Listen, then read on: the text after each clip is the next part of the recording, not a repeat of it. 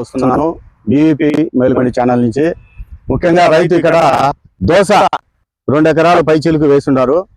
రైతు అంతకుముందు కూడా దోస వేసాడంట.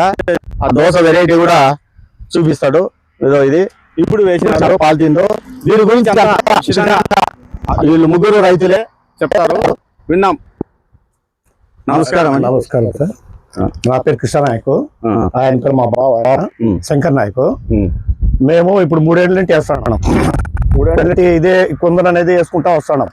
అయితే అది 60 రోజుల పంటే, 2 నెలలకు అంతా అయిపోతుంది. మేము అది వేస్తున్నాము.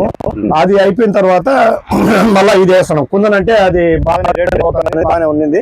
ఈ సంవత్సరం ఏంటంటే తెగులు పడి చాలా దెబ్బ తీసేది. ఈ తెగులుకు బాగా 1 నెల దాకా సాగినాము. అది ఎర్ర తెగులు పడి మొత్తం ఎత్తిపోయింది.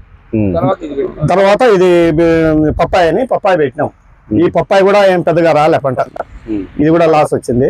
ఇంతకుముందు దోసకాయ అంటే ఇది కూడా దోసకాయ కదా. ఈ దోసలో ఇది పప్పాయ.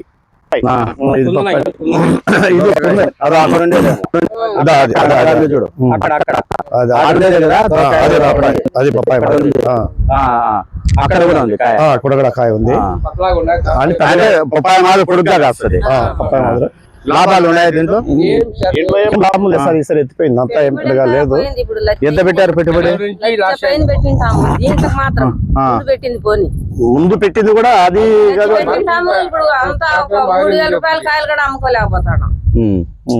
ఎంత రేటు?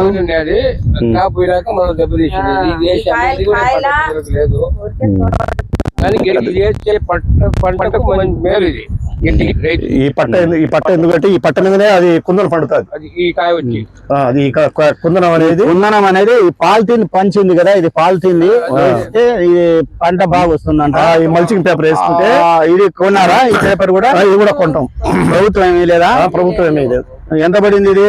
ఇది ఒక 2600 అంట. ఒక రీల్ కట్.